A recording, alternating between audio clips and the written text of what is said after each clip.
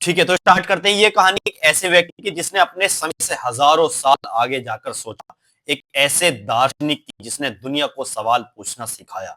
किसी एक विषय का नहीं बल्कि जीवन के हर एक पहलू का विशेषज्ञ। नाम अरस्तु। 384 ईसवी पूर्व ग्रीस का एक किनारे का बसा छोटा सा शहर, नाम स्टेगिरा।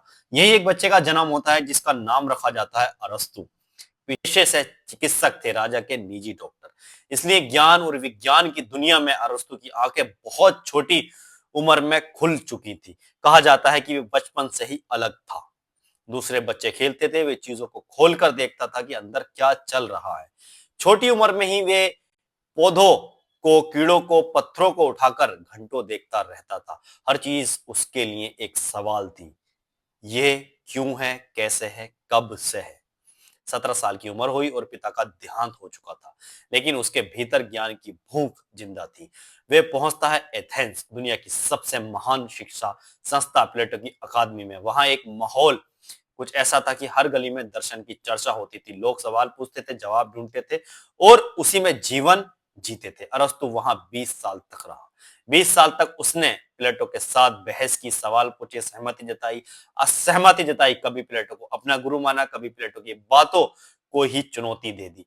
यही उसकी खासियत थी कि वे किसी भी विचार को खुली बंद आंखों से विश्वास नहीं करता था। काफी समय बाद प्लेटो का देहांत हुआ। कुछ लोग मानते हैं कि अकादमी का अगला प्रमुख अरस्तु को बनाना चाहिए, लेकिन राजनीतिक और परिस्थिति के चलते ऐसा नहीं हुआ। अरस्तु निराश हुआ लेकिन टूटा नहीं। वे अपने भीतर एक नया रास्ता तैयार कर रहा था, ग्रीस और एशिया के बीच कहीं।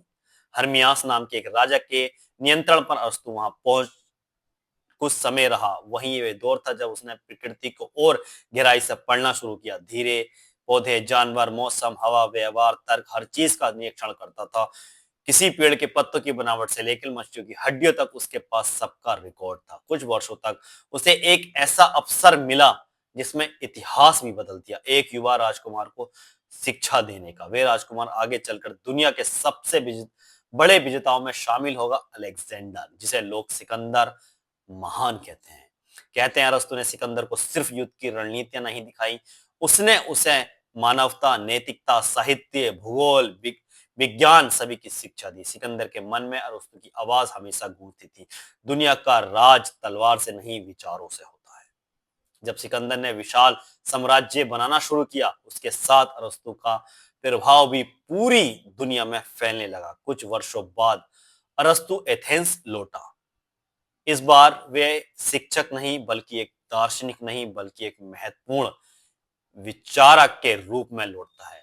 वे अपनी स्वयं की शिक्षा संस्था बनाता है, लाइसियम। वे विद्यालय किसी भी अन्य स्कूल जैसा नहीं था। अरस्तु अपने छात्रों को साथ लेकर चलता था, उनसे बात करता था, उन्हें सोचने पर मजबूर करता था।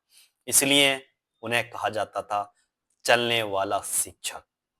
यहां से उनके महानतम कार्य शुरू होते हैं। 200 से भी अधिक पुस्तकें, अनगिनत लेख, पर सबसे बड़ी बात यह कि उसने पहली बार ज्ञान को अलग अलग विषयों में बांटकर समझना शुरू किया। आज जो हम जीव विज्ञान कहते हैं, उनकी जड़ें अरस्तु ने ही रखी थी। जानवरों की 500 से अधिक प्रजातियों का वर्णन उसने किया। उसने पहली बार बताया कि जीव कैसे बढ़ते हैं, कैसे जन्म लेते हैं, कैसे बदलते हैं। तर्कशास्त्र, लॉजिक, जिसे आज हर विज्ञान, हर गणित, हर दर्शन का आधार माना जाता है, वे अरस्तु की ही देन है। उसने कहा सही सोच वे नहीं जो भावनाओं से निकले, सही सोच वे है जिसमें तर्क हो, कारण हो और आधार हो। राजनीति पर उसने लिखा मनुष्य स्वभाव से एक सामाजिक प्राणी है। ये वाक्य आज भी दुनिया के हर समाज शास्त्री के लिए आधार है। कविता, नाटक और साहित्य पर उसने कहा कला जीवन की नकल नहीं है, कला जीवन को बेहतर ढंग से समझने का जरिया है। उसकी नैतिकता से दुनिया को एक सरल बात सिखाई, उत्तमता कोई काम नहीं बल्कि आदत है।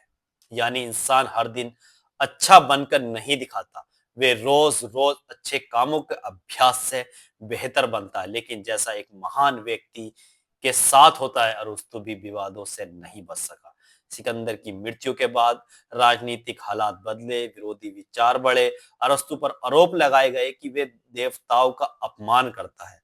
उसे गिरफ्तार किया जा सकता था, लेकिन उसने कहा, एथेंस ने एक बार सेक्रेटिस जैसे महान दार्शनिक खो दिया था। मैं नहीं चाहता कि ऐसा दोबारा हो।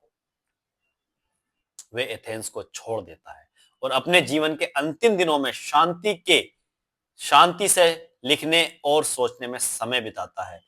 322 ईस्वा पूर्व अरस्तु इस दुनिया से चला जाता है, लेकिन उसके विचार, उसके शब्द, उसकी खोजें आज भी दुनिया के हर कोने में सांस ले रही हैं। जब भी कोई वैज्ञानिक प्रयोग करता है, अरस्तु का तर्क उसके पीछे खड़ा मिलता है। जब कोई छात्र किसी जीव के बारे में पढ़ता है, अरस्तु की वर्गीकरण प्रणाली उसमें छुपी होती है। जब कोई नेता समाज के बारे में सोचता है, अरस्तु का दर्शन उसमें मौजूद रहता है। अरस्तु सिर्फ एक व्यक्ति नहीं था, वे एक युग था, वे एक विचार था, वे एक ऐसी रोशनी थी जिसने अहंकार में सोचने की शक्ति जगाई। 2500 साल बाद भी हम जितनी बार क्यों कहकर सवाल करते हैं, हम उतनी ही बार अरस्तु को सलाम करते हैं, क्योंकि सवाल पूछने की हिम्मत उसी ने दुनिया को सिखाई थी। पसंद आई तो लाइक कर दें, पेज को सब्सक्राइब कर लें। Thank you so much.